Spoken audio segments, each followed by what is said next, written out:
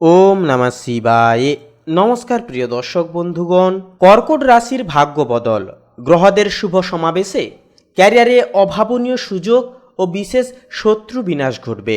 কর্কট রাশির জাতক জাতিকাদের জন্য 20 এপ্রিল থেকে 25 এপ্রিলের বিশেষ সময়কালটি দশম ঘরে উচ্চস্থ শুক্রের রাজযোগ কর্মক্ষেত্রে বড় জয় ও অর্থপ্রাপ্তি ঘটাবে।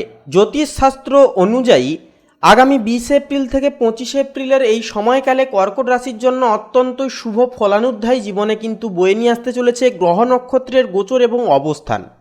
এই সময় আপনার রাশির দশম ঘরে আপনার চতুর্থ ও একাদশপতি শুক্র উচ্চস্থ হয়ে অবস্থান করছেন, যা আপনার ক্যারিয়ারে আভিজাত্য ও সাফল্যকে সুনিশ্চিত করছে। আপনার নবম ঘরে সূর্য ও শনিদেবের উপস্থিতি আপনার ভাগ্যকে সুশৃঙ্খলা পরায়ণতায় মজবুত করে তুলবে। তাছাড়াও অষ্টম ঘরে বুধ, মঙ্গল ও রাহুর ত্রিগ্রহী যোগ আপনার অন্তর্দৃষ্টি এবং গবেষণামূলক কাজে প্রচণ্ড পরিমাণে কিন্তু গতি নিয়ে আসবে। দ্বাদশ ঘরে বৃহস্পতি উপস্থিতি আপনাকে এক দৈব সুরক্ষা প্রদান করবে এই সময়, যা অপ্রয়োজনীয় বিপদ বা বিষয় থেকে কিন্তু আপনাদেরকে রক্ষা করবে। আপনি যেমনটি ঠিক চেয়েছিলেন তেমনই কিন্তু আপনাদের সমস্ত প্রচেষ্টাগুলি সাফল্যমণ্ডিত হবে। প্রত্যেকটা ক্ষেত্রে একটা উন্নতি দেখতে পাবেন। আপনার ভাগ্যের স্থানে এই সময় দুই প্রবল গ্রহের উপস্থিতি নির্দেশ করছে যে কোনো পুরনো আইনি জটিলতা বা আটকে থাকা কাজ এখন সরকারি সহায়তার মাধ্যমে বা বড়দের হস্তক্ষেপের দরুন কিন্তু সুসম্পন্নভাবে মিটে যাবে। এছাড়াও আপনার ভাগ্য এখন বর্তমানে আপনার পরিশ্রমের পূর্ণ ফল দিতে প্রস্তুত। পাশাপাশি আপনাদের অষ্টমস্ত বুধ ও মঙ্গলের স্থায়িত্ব প্রভাব থাকছে। এই যে যোগটি আপনাকে এক প্রচণ্ড উদ্ভাবনী শক্তি প্রদান করবে। আপনি এমন কোনো সমস্যার সমাধান বের করে উঠতে পারবেন যা অন্য কেউ পারছিল না। এটি মূলত কারিগরি এবং কৌশলগত জয়ের ইঙ্গিত দেয়। দ্বাদশস্থ বৃহস্পতির প্রভাবে আপনাকে আর্থিক ক্ষতির হাত থেকে রক্ষা করবে এবং বড় কোনো বিপদে পড়ার আগে আপনাকে সচেতন করে দেবে আগে থেকে। তো তাছাড়াও বলবো বন্ধুরা, শিক্ষার্থীদের জন্যও কিন্তু গতানুগতিকভাবে এই 5টি দিন অত্যন্তই গুরুত্বপূর্ণভাবে কাটবে। আপনার নবম ঘরে শনি ও সূর্যের প্রভাবে যারা ইতিহাস, আইন বা সমাজ বিজ্ঞান নিয়ে পড়াশোনা করছেন, আপনাদের জন্য গভীর জ্ঞান অর্জনের সময় হবে এই সময়কালটি। দ্বাদশস্থ বৃহস্পতির কারণে যারা উচ্চশিক্ষার জন্য বিদেশের কোনো বড় প্রতিষ্ঠানে আবেদন করতে চাইছেন, আপনাদের জন্য কিন্তু সময়টি অত্যন্তই অনুকূলভাবে কাটবে। তবে অষ্টমস্ত রাহু ও মঙ্গলের প্রভাবে মাঝে মধ্যে কিন্তু একাগ্রতায় একটা ব্যাঘাত কিন্তু এই সময় ঘটতে পারে। যারা গবেষণা বা পিএইচডি করছেন, আপনাদের জন্য এই সময়কালটি নতুন কোনো তত্ত্ব বা উদ্ভাবনের দিশা কিন্তু দেখিয়ে তুলবে জীবনে। পারিবারিক জীবনের ক্ষেত্রেও কিন্তু এই সময়কালটি বেশ স্থিতিশীল থাকবে। নবমস্ত শনির প্রভাবে বাবার সাথে সম্পর্কের একটা উন্নতি হবে এবং পৈতৃক কোনো সম্পত্তির বিষয়ে সদর্থক আলোচনা এই সময় কিন্তু হয়ে উঠতে পারে। দশমস্ত শুক্রের প্রভাবে আপনার সামাজিক মর্যাদা বৃদ্ধি পাবে এবং কোনো বিশেষ অনুষ্ঠানে আপনি সম্মানিত হয়ে উঠতে পারবেন।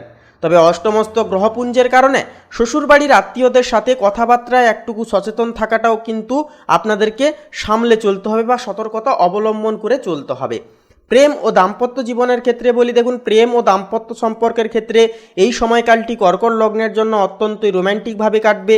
দশম ঘরে উচ্চস্থ শুক্রের প্রভাবে আপনার জীবনসঙ্গীর মাধ্যমে এই সময় কিন্তু বড় ধরনের প্রাপ্তি বা সম্মান লাভের একটা যোগ দেখা যাবে।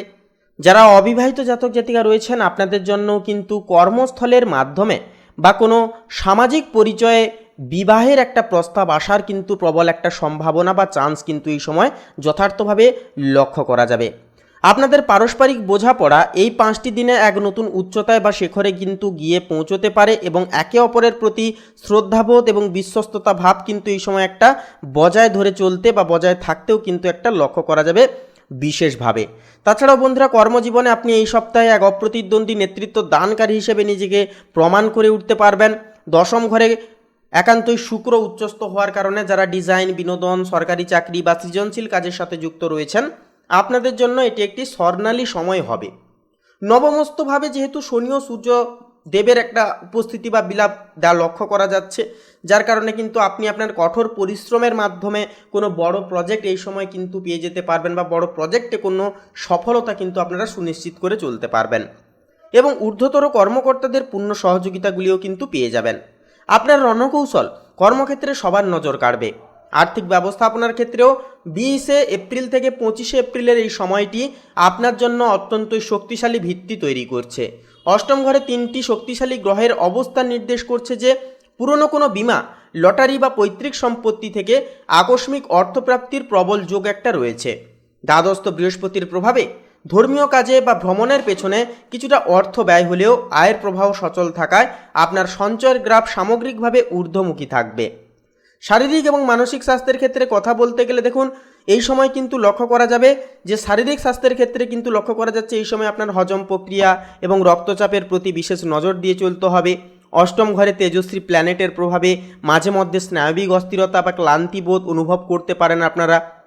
তবে দশমস্থ শুক্র আপনাকে এক ধরনের মানসিক প্রশান্তি ও প্রফুল্লতা কিন্তু বিশেষভাবে এই সময় প্রদান করবে। দ্বাদশস্থ বৃহস্পতি আপনাকে বড় কোনো শারীরিক সমস্যা থেকে কিন্তু এই সময় একটা সুরক্ষা প্রণালী এনে দেবে আপনাদের জীবনে। নিয়মিত প্রাণায়াম আপনার সুস্থতার জন্য অত্যন্তই জনহিতকর তথা জরুরি হয়ে উঠবে আপনাদের জন্য। তো সামগ্রিকভাবে বলবো 20 এপ্রিল থেকে 25 এপ্রিলের এই সময়কালটি কর্কট লগ্নের জন্য ভাগ্যোদয় এবং পেশাগত স্বীকৃতির সময় হয়ে উঠবে।